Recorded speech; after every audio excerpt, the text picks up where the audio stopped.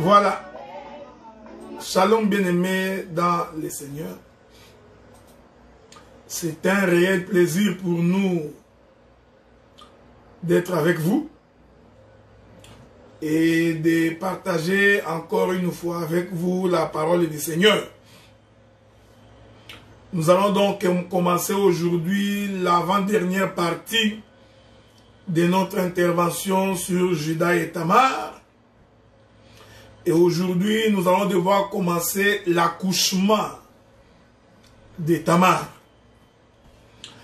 Je voudrais également rassurer les bien-aimés que le ministère s'est préparé l'épouse à l'enlèvement.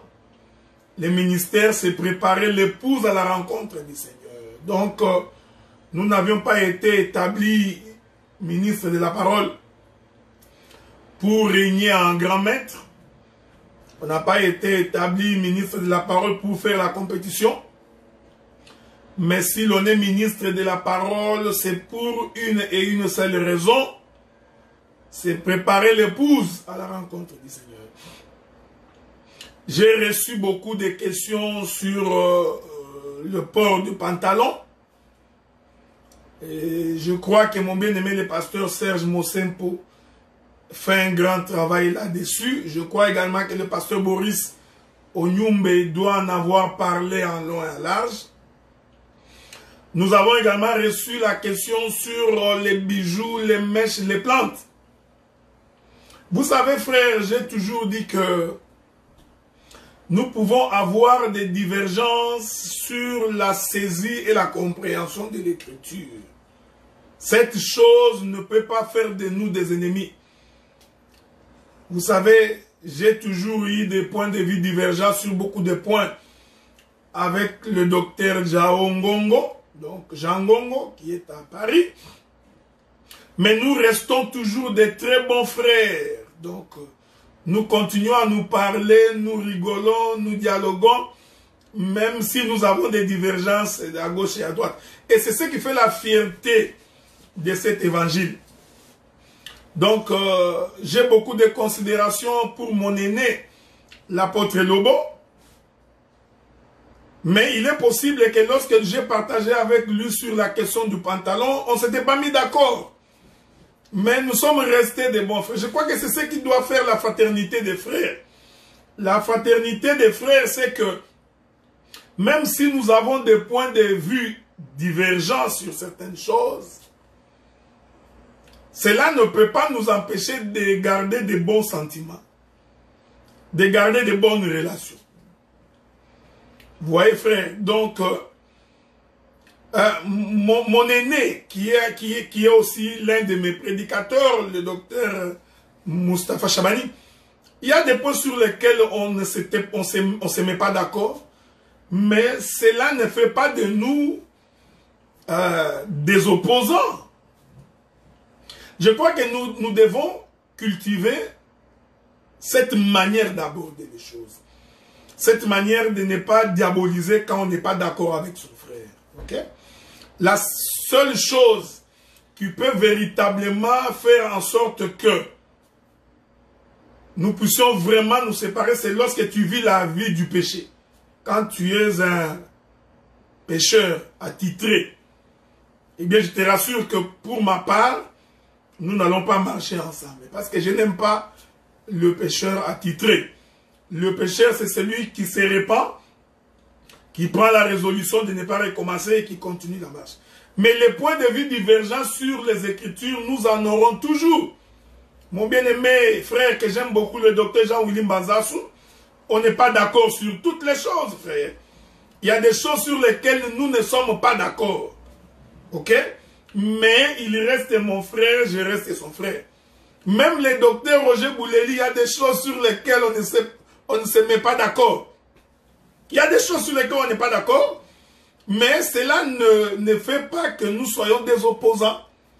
Alors il faudrait éviter cette culture de penser que si nous avons des points divergents, cela veut dire nécessairement que nous sommes des ennemis. Non.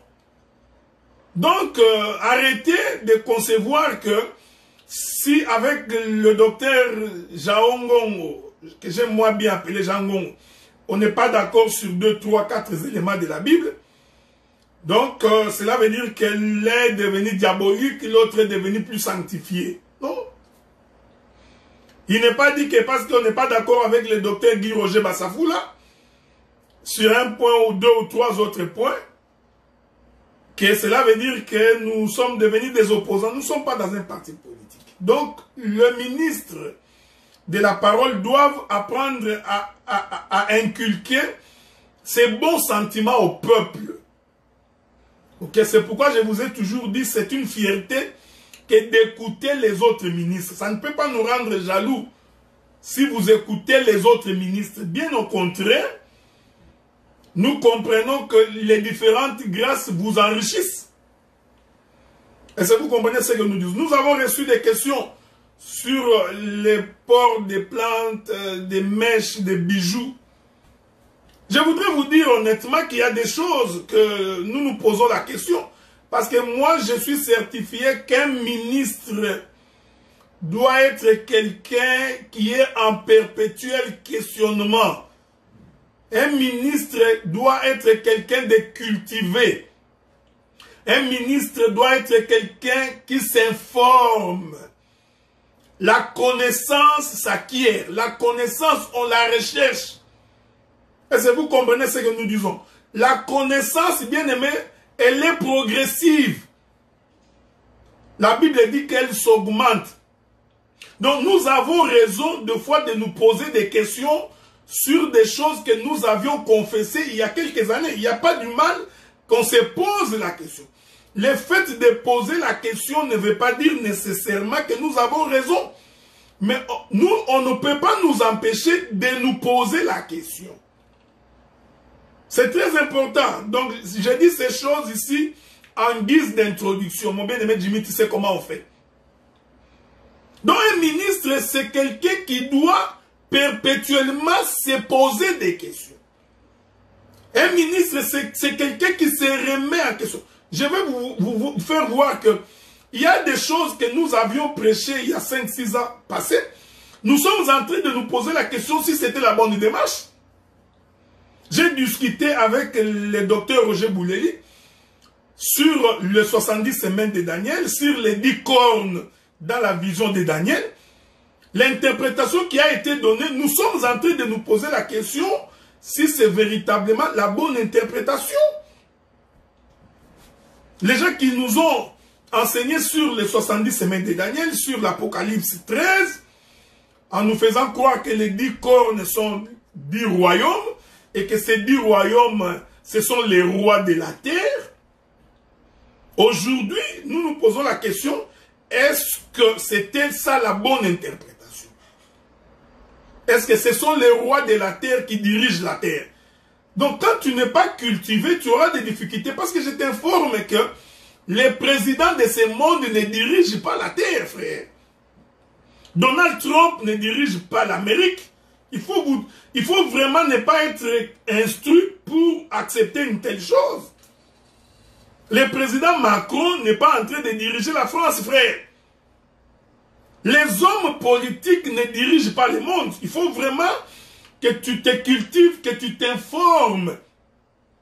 Pour que quand tu viens poser la prophétie, que la prophétie soit bien posée.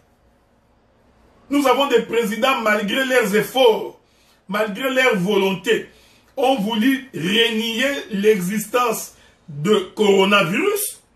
Mais il y a une classe qu'on appelle une classe hégémonique qui nous impose ces choses. Cette classe-là, elle est au-delà de la classe politique. C'est très important de comprendre ces choses, frère. Voyez-vous? Donc c'est très important. Donc il y a tout un lobby des hommes les plus puissants de la terre qui n'apparaissent pas, qui sont en train de diriger le monde. Ce ne sont pas les rois. Vous voyez, quand vous avez une vision, la vision n'est pas la représentation exacte des choses. Daniel a une vision sur les événements de la fin du monde. Le prophète Jean aussi a une vision. Ce sont des visions, mais l'exactitude de ce qui va arriver, ça se construit au fur et à mesure que nous nous approchons. Vous allez remarquer qu'aujourd'hui, les présidents de ce monde, les différents présidents de ce monde, sont en train d'obéir à une puissance occulte qui impose un rythme à tout le monde, frère. Quel est ce président qui va vouloir échouer dans son mandat pour ne pas être réélu? Il se bat pour être réélu. Mais il y a un lobby qui nous impose une dynamique qui fait en sorte que nous devons, même les présidents de ce monde doivent se soumettre. Maintenant, un ministre intelligent, parce que j'ai toujours dit qu'un ministre doit être un homme intelligent, doit faire des recherches pour comprendre comment ces choses vont arriver. Aujourd'hui, j'ai partagé avec le docteur Guy Roger, le docteur Roger Bouleli. Nous sommes arrivés à la conclusion que les 10 royaumes ne sont pas des royaumes comme des rois. Donc, c'est une classe, comme on dit. Vous savez, quand j'étais encore à l'université, il y avait la théorie de Pareto, Alfredo Pareto, qui est un sociologue italien. Pareto dit, nous avons la classe apparente et la classe sous-jacente. Et il considère que la classe qui dirige véritablement la politique, c'est cette classe hégémonique qui n'apparaît pas. Et je vous informe que c'est le pouvoir financier qui est en train de diriger le monde. Ça, il ne faut pas vous tromper. C'est pourquoi l'Écriture dit, vous ne pouvez pas servir Dieu et Mammon. C'est très important de retenir ce que j'ai dit. Nous sommes en train de réfléchir ensemble avec des bien-aimés pour se dire, est-ce que c'était ça la bonne interprétation que nous avions donnée? Parce qu'un ministre doit se remettre en question. Donc, 10 royaumes, est-ce que c'est 10 rois ou c'est 10 individus ayant la puissance monétaire et la puissance financière? Eh bien, les gens qui ont le ministère prophétique, ils doivent être informés de ces choses. Ils doivent comprendre comment le monde est en train d'évoluer. Quelle est, comment on dit ça? Quelle est la configuration mondiale? Les cartes mondiales, comment ça se dessine aujourd'hui?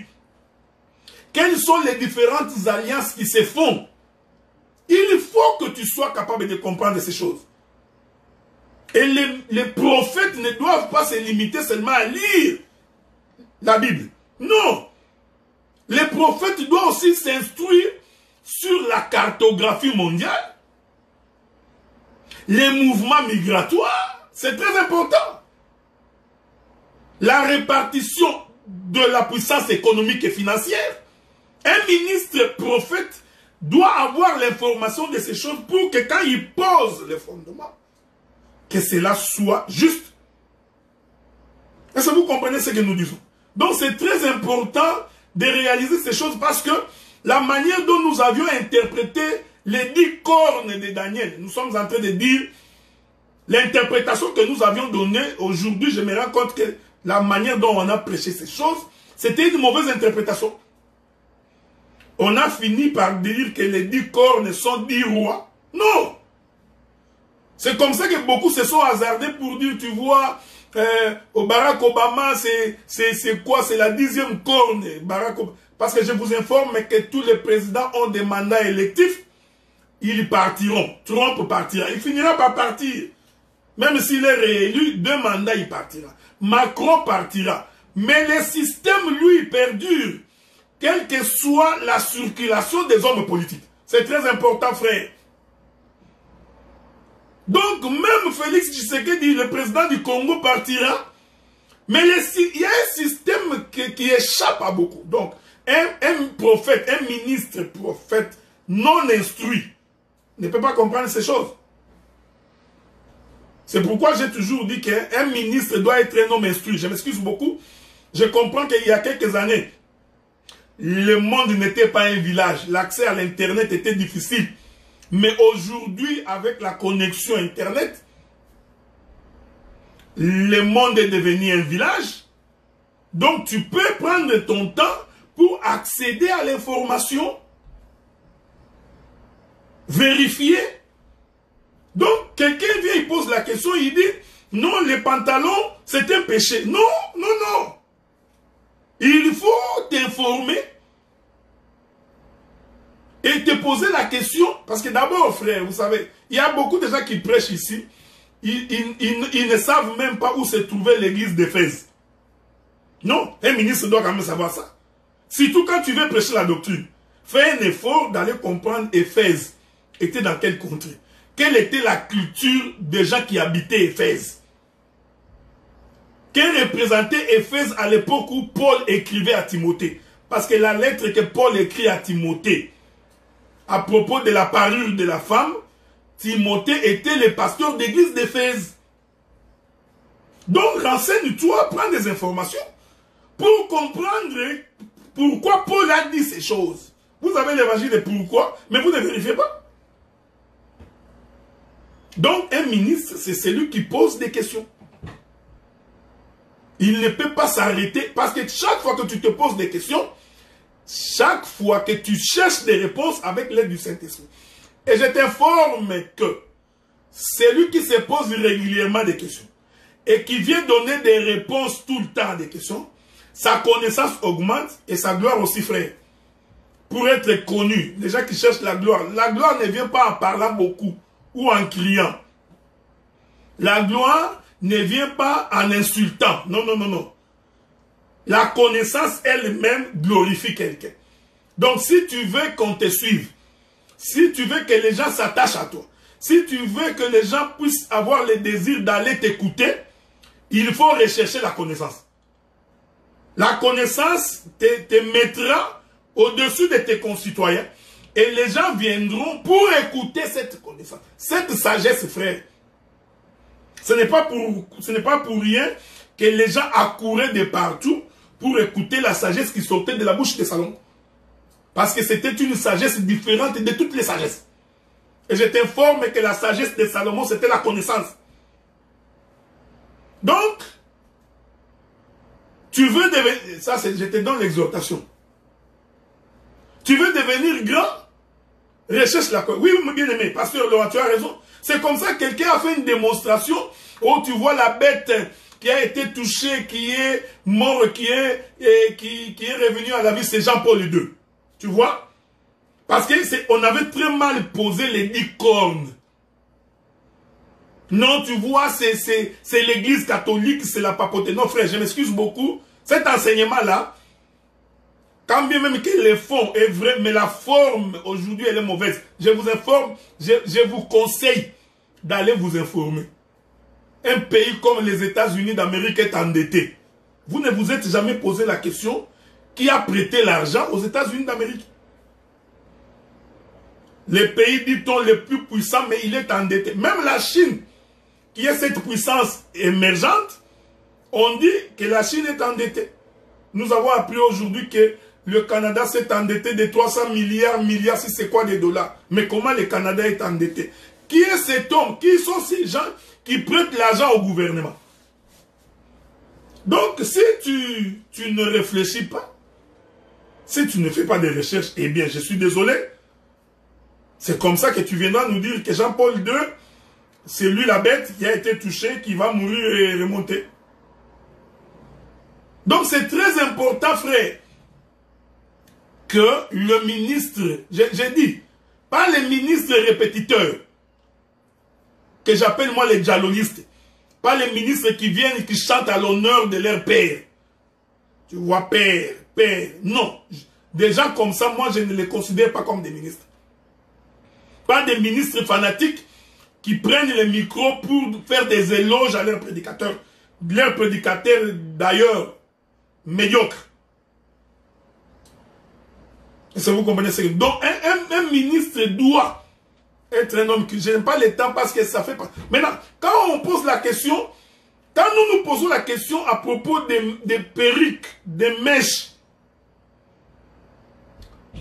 c'est de bonne guerre que nous posons la question, frère. Parce que quand nous sommes en train de fouiller la connaissance, on se dit quelque chose ne va pas sur la manière dont on a interprété ces écritures.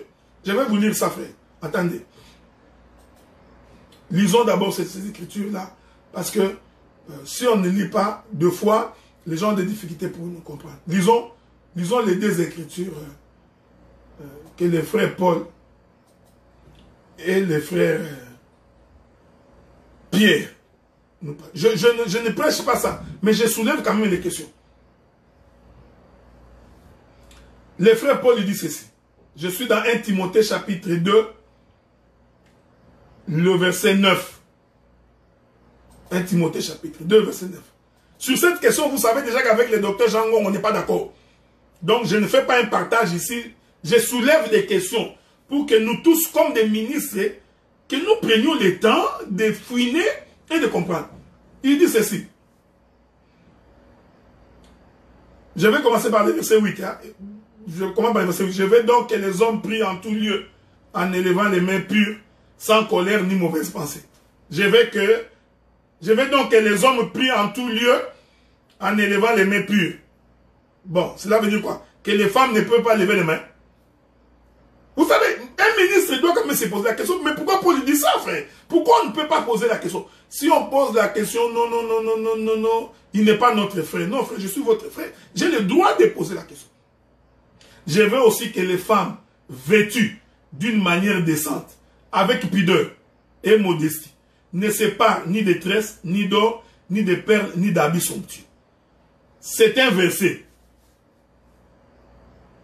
Que les femmes ne séparent ni d'or, ni de tresses, ni de perles, ni d'habits somptueux. Bon. On nous dit, non, la femme ne peut pas séparer d'or, ni de perles, ni d'habits somptueux. Nous disons amen.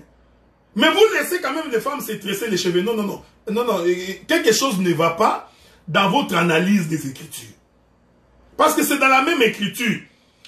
Si elle ne porte pas d'or, pas d'habits somptueux, pas de perles, elle ne doit pas non plus se tresser les cheveux. Mais c'est simple, frère. Donc, c'est ici que nous nous posons la question, mais pourquoi cette lecture-là, elle est coupée? Non, quelqu'un vient nous dire, non, tu vois, quand l'apôtre parle de tresses, il parle des rajouts. Non, mes frères. Non, non, mais soyons quand même sérieux. Ça, c'est vraiment entre nous. Comment tu nous dis que tresse veut dire rajout? Donc, ce sont les mèches qu'il ajoute là. C'est ce que... Mais ça, c'est vraiment un raisonnement humain. C'est pourquoi nous nous posons la question, comme ministre de la parole, mais qu'est-ce que c'est cette histoire? Qu'est-ce que Paul... Quelle est la pensée de Paul dans ces Écritures? Le bien-aimé Pierre dit quoi? J'ai posé la question, je ne prêche même pas, ok? Je pose juste des questions. Vous ne pouvez pas prendre une écriture comme ça. Vous interdisez de l'or, les perles et les habits somptueux. Mais vous laissez les tresses. Mais non, non, quelque chose ne va pas. Non. Vous laissez les femmes entrer, ils tressent les cheveux. Et vous nous dites, non, ce que Paul appelle les tresses ici, c'est ajouter les mèches. Non, non, Paul n'a pas dit ça, frère. C'est pourquoi je vous avais dit, il faut lire l'histoire d'Éphèse. Allez lire l'histoire d'Éphèse. Allez lire l'histoire d'Éphèse. Donc, nous sommes dans l'obligation en tant que ministre de nous asseoir et de nous poser les vraies questions pour trouver les vraies réponses. Au lieu de nous répéter des choses que vous avez lues dans des brochures. Parce que c'est dans des brochures que nous avons trouvé que l'homme de Kentucky nous dit que le pantalon est mauvais, c'est Hollywood, le pantalon est diabolique, quiconque porte les pantalons va en enfer. Mais c'est dans les brochures. Ce n'est pas dans la Bible. Et ça vous comprenez, c'est très important, frère, qu'on se pose la question. Je vais ajouter une autre écriture. Ok? Je ne sais pas si je vais trouver cette écriture-là. C'est toujours le frère Pierre. Donc ici, vous comprenez que je n'ai pas prêché. Ne viens pas faire un partage avec moi. Je soulève des questions pour qu'ensemble, nous nous posions des vraies questions. Qu'est-ce que Pierre dit? Souffrez, hein? Je crois que c'est quoi? C'est un Pierre?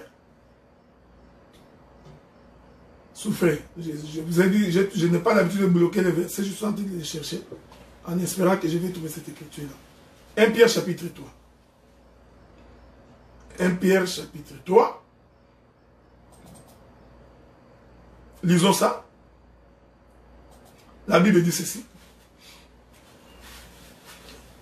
Nous lisons à partir du verset 3. 1 Pierre chapitre 3, verset 3. Ayez-nous cette parure extérieure qui consiste dans les cheveux tressés, les ornements d'or ou les habits qu'on revêt.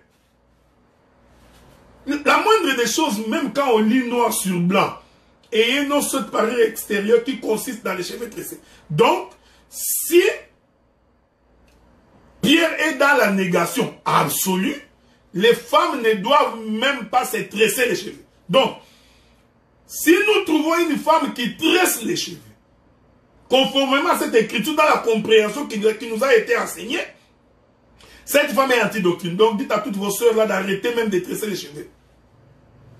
C'est pourquoi nous disons, il y a une intelligence à l'écriture, alors acceptez quand même que nous puissions nous asseoir et parler. Il n'est pas dit parce que tu as prêché les brochures et que tu pensais que tu prêchais la parole que tu ne peux pas revenir ce que tu avais dit.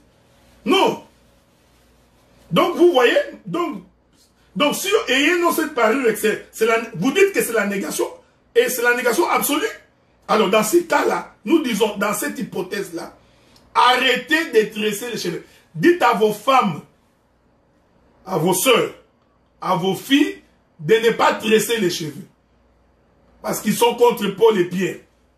Je m'excuse, je n'ai pas cette compréhension-là des Écritures. Voilà pourquoi il est important pour les ministres qui ont les sentiments nobles, qui ont l'amour de la parole, qui sont véritablement convertis. Vous savez, j'ai toujours dit ceci. Hein? Un homme véritablement converti qui a le Saint-Esprit, il sait faire la part des choses. C'est pourquoi il y a une écriture qui dit que en ce temps-là, personne n'enseignera son concitoyen. Cette écriture est vraie. Quand un homme ou une femme fait quelque chose qui est contraire à la volonté de Dieu, il ou elle le sait parfaitement bien que ça là, je crois que je suis allé au-delà. La femme le sait. Même l'homme le sait. C'est pourquoi nous perdons notre temps à vouloir imposer, à vouloir parler en s'imposant. Non, non, non. Soyez calme, mes frères. Quelqu'un qui a véritablement le Saint-Esprit, même à ce qui concerne le péché, il n'a pas besoin qu'on lui répète que ce que tu as fait est mauvais. Non. Non. On ne peut pas aller dire à un ministre que la manière dont tu te comportes est mauvaise. Non. Si vraiment il a le Saint-Esprit, malheureusement, frère, il y en a beaucoup qui sont des ministres, mais qui n'ont pas le Saint-Esprit. Ils sont devenus ministres parce que quelqu'un a voulu créer, c'est comme aujourd'hui j'apprends, il y a ce que nous appelons des contrées. Nous sommes les... Ça là, moi je contesterai ça jusqu'à ma mort. Nous sommes les ressortissants des Bassans-Koussou. Vous avez transposé vos contrées même en Europe. Vous allez voir les gens qui ont quitté Kisangani, quand ils se retrouvent à Bruxelles, ils forment une association des frères venant de Kisangani. Non! Cet esprit-là, c'est un mauvais esprit. Oh non, tu vois, moi, je viens de Yolo. Oh, Adela, toi, tu es de Yolo. Pourquoi tu es toujours avec les frères de l'Angola? Non! Donc, le Saint-Esprit devrait faire en sorte que nous sachions que tu viennes de l'Est, que tu viennes de l'Ouest, du Nord, du Sud. Ce qui nous réunit, c'est l'Évangile. C'est la parole. Je n'ai donc pas besoin de savoir si tu viens de Katakokombe, de Boutembo ou de Bunia. Non. Moi, ce qui m'intéresse, c'est que tu es mon frère dans la foi. Un point, un bar. C'est comme ça qu'on dit. Un point barre. Voilà. Au lieu de passer le temps dans des choses qui ne nous avancent à rien, frère. Nous disons, j'ai soulevé des questions. Les bien-aimés, j'ai vu une question de mon frère Laurent Tsuka, je crois que c'est un Corinthien. Mon frère, j'ai manqué le... J'ai manqué le verset. tu pourras me les renvoyer pour que je puisse les lire à l'intention du peuple. C'était 1 Corinthiens chapitre 13, je crois. Si tu m'entends bien aimé Laurent, tu peux me les répéter. Donc, nous ne sommes pas en train de créer des contrées. Non, non, tu vois frère, c'est comme j'ai entendu quelqu'un, non, bien aimé Adela, tu vois, 70% des membres de l'Assemblée de Saint-de-Gatineau, Ottawa, sont venus de Kampala, donc il faut considérer que cette église-là est comme... Je dis, mais c'est quoi cette conception de l'évangile? C'est quoi cette conception? Donc vous voyez, ces intentions-là, ce sont des approches partisanes. Nous soulevons des questions. Les ministres, nous, frères, nous continuerons à soulever les questions. Il ne faut pas être fâché. Ne t'énerve pas. Ne me diabolise pas. Ne va pas dire que non, tu vois, il n'est pas notre frère. Non. Non, non, non, non. Si j'ai soulevé une question, si tu as un argumentaire, viens, argumente, convainc par l'argumentaire. Ne commence pas par dire, tu vois, il n'est pas notre frère. Ça, c'est un discours d'un faiblard. C'est le discours de quelqu'un qui n'a pas d'argument. Oh non, tu vois, lui, il a déjà quitté la voie. Non, il n'a pas quitté la voie. Nous posons des questions importantes, frère. Les 10 cornes ne sont pas 10 rois. Vraiment, aujourd'hui, avec la connaissance de la cartographie mondiale, nous avons compris que ce ne sont pas les rois, ce ne sont pas des humains. Des rois comme ça. Non. Est-ce que vous comprenez ce que nous disons? Donc aujourd'hui, on se pose, c'est pourquoi il est important et très important que le ministre soit un homme cultivé. Je disais à une soeur, à un frère, je leur ai dit, il faut que tu apprennes à prêcher dans la langue de ton rêve, de tes songes. Quand tu dors là, tu songes. Quand tu dors, tu rêves. Tu rêves dans quelle langue? Hein? Quand tu dors, dans tes songes, tu rêves en lingala, en français, en swahili, en anglais, en chiluba, en allemand, tu rêves dans quelle langue? Il faut prendre la langue de ton rêve, prêche avec ça. C'est comme ça que nous avons entendu quelqu'un, quand il voulait expliquer l'écriture de Deutéronome, je crois, Lévitique, sur le voleur de bœufs, où on dit que si tu as volé le bœuf de quelqu'un, tu lui retourneras 5 bœufs. Si tu as volé le bœuf de quelqu'un, tu retourneras 5 bœufs. L'homme récupère l'écriture qui dit, ces jours-là, quand Jésus montait, la nuée les déroba. Il a entendu le terme dérobé. Lui, il a identifié dérobé comme volé. Il dit, tu vois, donc c'est Dieu qui a volé Jésus. Vous voyez? Donc c'est quelqu'un qui rêve en lingala, mais qui veut venir prêcher en français. Donc il conclut que dérober veut dire voler. Parce qu'il pense que la nuée qui déroba Jésus veut dire que la nuée a volé Jésus. Il fait toute une démonstration. Il s'appuie sur des écritures pour expliquer ce que celui qui a volé le bœuf de quelqu'un, il doit lui retourner 5 bœufs. Alors il démontre que Jésus qui est monté, il a donné 5 ministères. Vous voyez les fonds, il est bon. Mais il vient prendre l'écriture de la nuée, le déroba. Il conclut que dérober ici veut dire voler. Parce que c'est quelqu'un qui rêve en Kikongo. Il vient venir prêcher en français. Non, si tu rêves en Kikongo, prêche en Kikongo, frère. Tu rêves en Lingala, prêche en Lingala. C'est simple. Donc, si tu rêves en français, viens prêcher. C'est pourquoi j'ai dit c'est important. Vous risquez de mettre beaucoup de choses en désordre. Et je vais encore vous dire une chose. Je ne sais pas pourquoi je suis en train de traîner sur ces choses. L'apôtre Paul dit ceci. Est-ce que je peux vous trouver cette écriture-là? L'apôtre Paul dit ceci. Je n'ai pas vu le frère Roland, je ne sais pas s'il est là, mais frère Guy Guston, je peux te faire confiance. Il y a eu une écriture, l'apôtre Paul dit, quand j'étais enfant, je parlais comme un enfant. Je ne sais pas si quelqu'un peut me trouver cette écriture-là. Hein? Cette écriture-là où Paul dit, quand j'étais enfant, je parlais comme un enfant. Hein? Si quelqu'un pouvez me trouver cette écriture-là. Parce que je n'ai pas le temps d'aller chercher, ça va me perdre beaucoup de temps. Ça me fera perdre beaucoup de temps. Hein? Ah, j'ai trouvé ça. 1 Corinthiens chapitre 13, verset 11. Prenons le livre de 1 Corinthiens chapitre 13, verset 11. Nous lisons. Commençons par le verset 9. 1 Corinthiens chapitre 13, verset 9. La Bible dit, car nous connaissons en partie et nous prophétisons en partie. Mais quand ce qui est parfait sera venu, ce qui est partiel disparaîtra. L'apôtre Paul continue et dit, lorsque j'étais enfant, je parlais comme un enfant. Et je pensais comme un enfant. J'ai raisonné comme un enfant. Nous avons des gens aujourd'hui. C'est un enfant. Il parle comme un enfant. Il raisonne comme un enfant. Ce n'est pas mauvais. Tu es encore un enfant. Tu es encore pubère. Tu es dans ta puberté. Voilà pourquoi, même dans les ministères, tu fais beaucoup d'erreurs. Donc, quand tu es enfant, tu parles comme un enfant.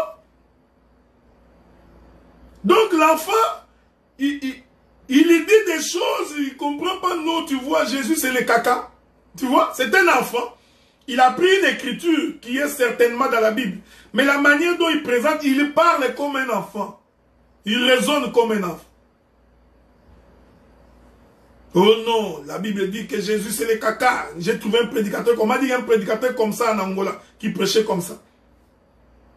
Il y en a même un qui a prêché que, tu vois, le tabernacle, c'est comme la partie génitale de la femme. Il commence à expliquer le vulve, il explique, il dit, tu vois, ça c'est le parvis, ça c'est le lieu. Donc, tu vois, un ministre parle comme un enfant. Il raisonne comme un enfant. Vous savez, frère, quand on grandit dans les ministères, on commence à tenir compte de ce qu'on dit, de la manière que l'on dit. Mais un enfant, il parle en désordre, il parle en désordre. Est-ce que vous comprenez? Oh non, Jésus était sorcier. Non! Tu ne peux pas dire des choses comme ça, parce que tu parles comme un enfant. C'est tout à fait normal, tu es un enfant. C'est pas grave. Tu parles comme un enfant. Tu raisonnes aussi comme un enfant. Mais quand tu deviendras un homme adulte, tu comprendras la manière de te tenir dans la maison. C'est pourquoi aujourd'hui nous avons beaucoup de prédicateurs qui sont des enfants. Ils pensent que c'est par la polémique qui va se faire un nom. Non. Je vous ai toujours dit que la parole de Dieu, nous répétons, même si nous la lisons en français, ces écritures, ça ne se comprend pas en français. La Bible, ce n'est pas les homonymes et les synonymes.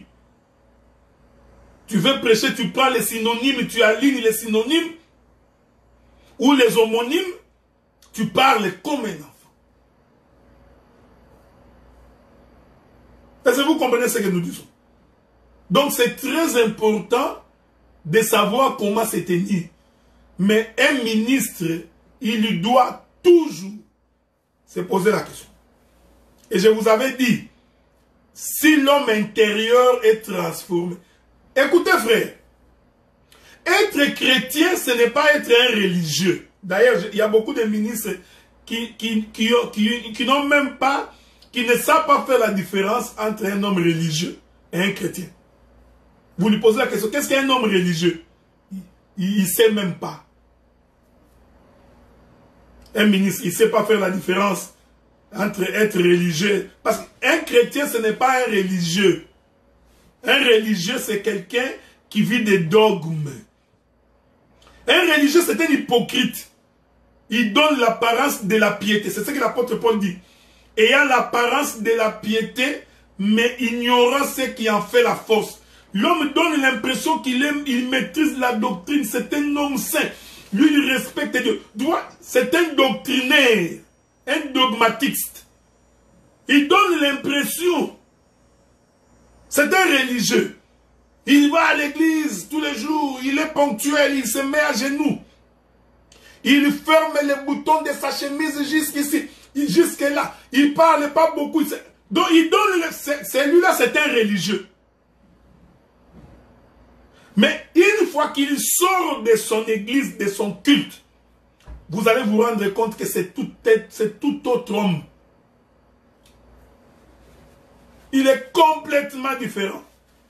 C'est un voleur, un impudique, un calomniateur, un haineux. Lui, quand il te rencontre, il ne fait que parler des autres. Il ne fait que critiquer, insulter. Il n'a rien d'autre à dire. Son cœur est rempli d'amertume. Tu vois un homme comme ça. Mais il donne l'impression qu'il craint Dieu, qu'il connaît Dieu. Il donne l'impression de quelqu'un qui connaît le Seigneur. C'est un religieux. Les ministres ne peuvent pas former des religieux et des religieuses. Vous formez des sœurs qui sont véritablement hypocrites. Donc, la manière dont il s'habille, là, elle s'habille par contrainte. Non, l'évangile ne peut pas être par contrainte, frère. Donc, elle se comporte comme ça pour te faire plaisir. Elle se comporte comme ça pour faire plaisir à son prédicateur. Parce que vous lui avez imposé des choses. Son intérieur n'est pas changé. Sa vie intérieure n'est pas transformée. Mais de l'extérieur, il donne l'impression de quelqu'un qui respecte Dieu. Alors que son fond est mauvais. Son fond est ténébreux. Est-ce que vous comprenez ce que nous disons? Ce sont des religieux. Non. Non. C'est pourquoi l'évangile doit viser l'homme intérieur. L'évangile doit viser... Frère, il faut que ce que je suis chez moi, à la maison, au travail, dans mes contacts, c'est ce que je suis. Je n'ai pas une double face, pas un double visage. Je rigolerai avec toi comme je rigole chez moi à la maison. Je suis comme ça avec les frères et les sœurs. Non, c'est ce que je suis. Je ne fais pas de l'hypocrisie. Quand je crois à quelque chose, je te dis c'est ce que je crois. Et mon intérieur me dit que c'est ce qui est juste. Vivre loin du péché, c'est ce qui est, frère, c'est ce qui est d'abord juste. Que la racine du péché soit ôtée dans l'homme, les mauvais cœurs, la rancœur, l'amertume, tous les petits démons qui sont à l'intérieur de ton corps là. Il faut que tous ces petits démons sortent. La jalousie. Donc toi, dès que tu vois l'autre prospérer, ça te donne la haine. Tu vois tout ce qu'il a là, c'est moi. Tu vois. Donc cette jalousie-là c'est pourquoi tu ne prospères pas. Et nous sommes en train de prêcher premièrement pour ça, frère.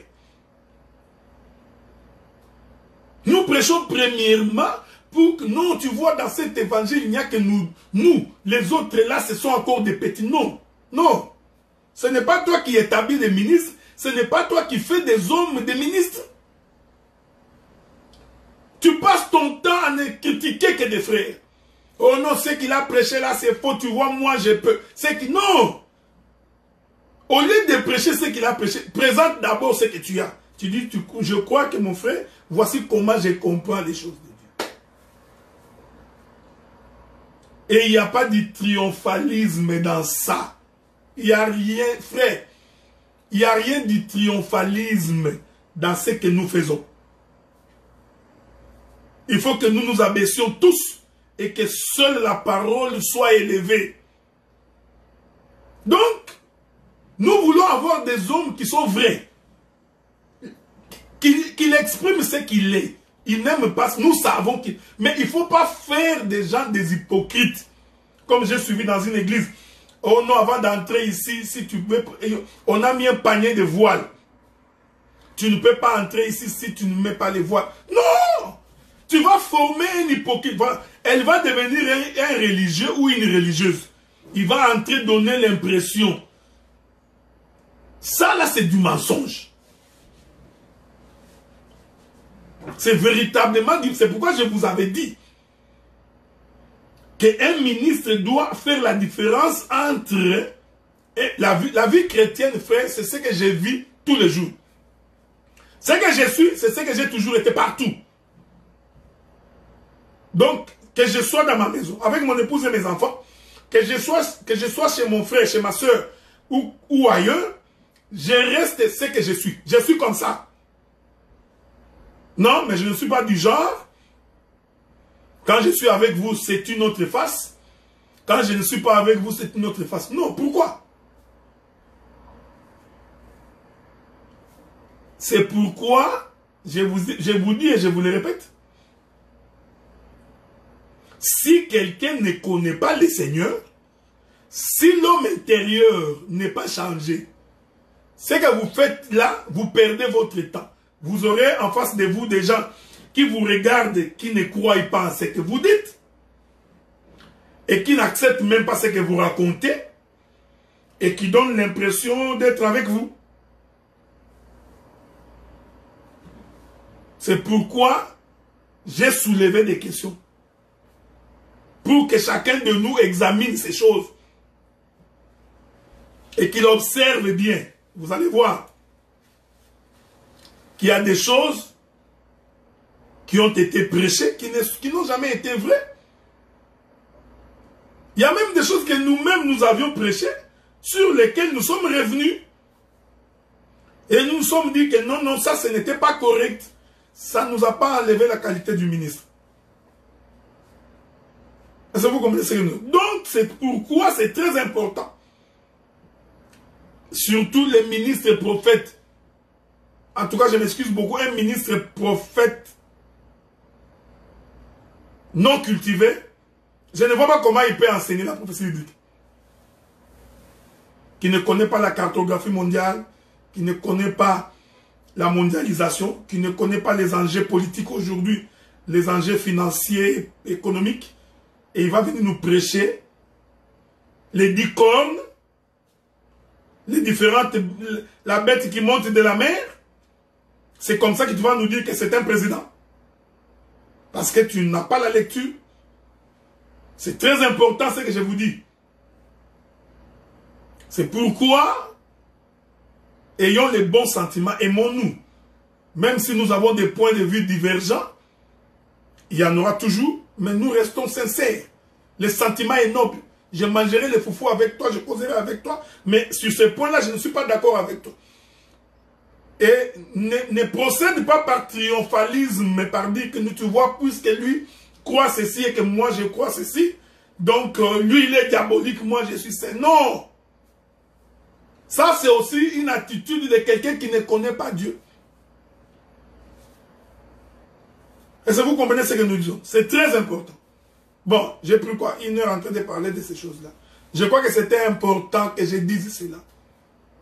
Nous n'allons pas prendre beaucoup de temps avec Tamar Souffré. On peut donc prendre 30 minutes. On peut prendre 30 minutes. Nous sommes dans le livre de Genèse chapitre 38. Genèse chapitre 38. Lisons l'écriture.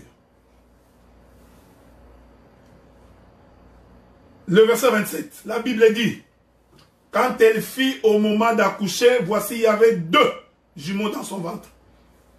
Et pendant l'accouchement, il y eut un qui présenta la main. La sage-femme l'a pris et y attacha un fil cramoisi en disant: celui-ci sort le premier. Mais il retira la main et son frère sortit. Alors la sage-femme dit: quelle brèche tu as faite? Et elle lui donna les noms de Pérez. Ensuite sortit son frère, qui avait à la main le fil cramoisi. On lui donna les noms de Zéra. Nous parlons de l'accouchement de Tamar. C'est Tamar que nous avions expliqué de plusieurs facettes. Nous avions expliqué de plusieurs manières que Tamar est une femme. Tamar, j'ai expliqué comme étant l'ombre de l'église. J'ai expliqué Tamar comme étant l'ombre d'Israël. J'ai balancé la nuée de plusieurs manières. Mais ici, maintenant, nous sommes arrivés au moment de l'accouchement. En d'autres termes, Tamar va devoir manifester la volonté de Juda. Est-ce que vous me suivez? L'accouchement, c'est que la femme manifeste le père.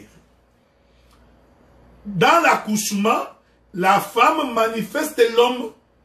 En d'autres termes, ce que nous avons dans le ventre de la femme, c'est la volonté du mari, du père, cachée dans la femme.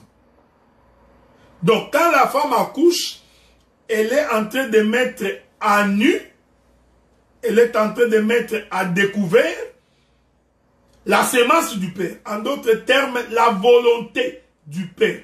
J'insiste pour que vous compreniez ces choses. L'accouchement, ici, se comprend comme étant sortir de. Donc, l'accouchement veut dire ce qui était caché est révélé.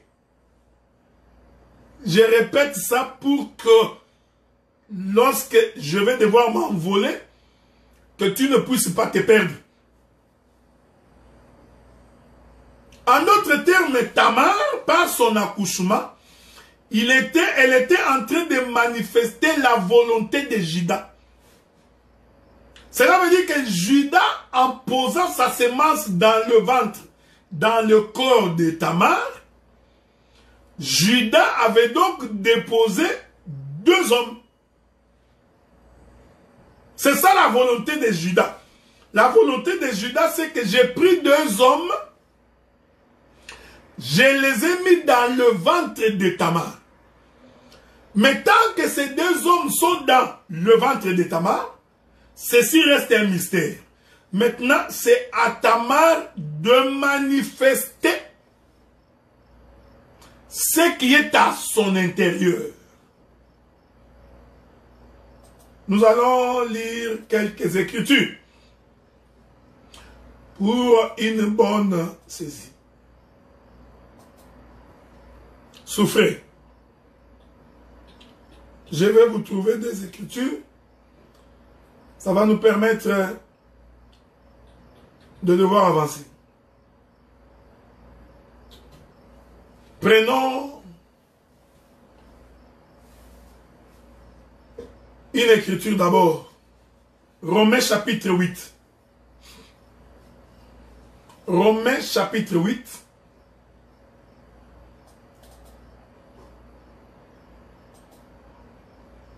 Je vais commencer par le verset 18. Nous lisons avec la grâce du Seigneur. J'estime que les souffrances du temps présent ne sauraient être comparées à la gloire révélée pour nous. Aussi la création attend-elle avec un ardent désir la révélation des fils de Dieu. Je répète l'écriture. Aussi la création attend-elle avec un ardent désir la révélation des fils de Dieu. Le frère Paul continue. Car la création a été soumise à la vanité, et non de son gré, mais à cause de celui qui l'y est soumise. Que le Saint-Esprit vous aide à comprendre ces choses. Que la paix, la gloire, la grâce du Seigneur vous soit renouvelée en ce samedi. La création a été soumise à la vanité, non pas par sa propre volonté, donc ce n'est pas par la volonté de la création, mais à cause de celui qui a soumis la création. Avec l'espérance qu'elle aussi sera affranchie de la servitude de la corruption pour avoir part à la liberté de la gloire des enfants de Dieu. Or, nous savons que jusqu'à ce jour, la création tout entière soupire et souffre des douleurs de l'enfantement. Voilà. Le frère Paul nous fait comprendre que la création est une femme. Est-ce que vous comprenez? La création étant une femme, elle est en train de souffrir des douleurs de l'enfantement. En d'autres termes, la création doit accoucher.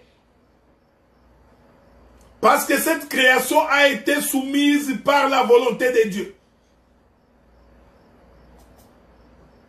Suivez-moi attentivement. Le frère Paul, dans les livres des Romains, nous rassure qu'en réalité, la création est une femme. Et cette création qui est une femme, elle est enceinte. Elle porte une grossesse. Et cette création doit donc accoucher. Ici, maintenant, vous allez comprendre que Tamar, il prend la position de la création. Ici, Tamar, c'est toute la création.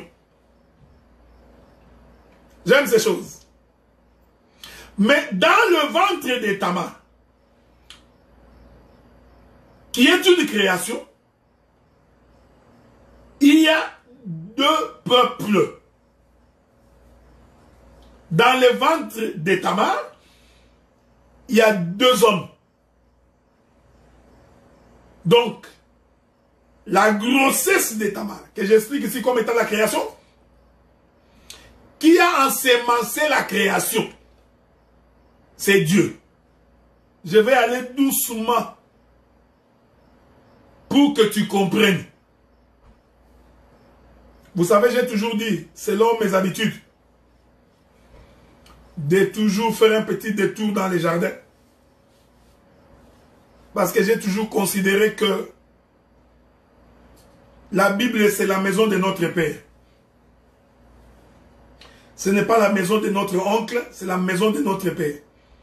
Et quand l'enfant est dans la maison de son Père, il peut entrer dans toutes les chambres.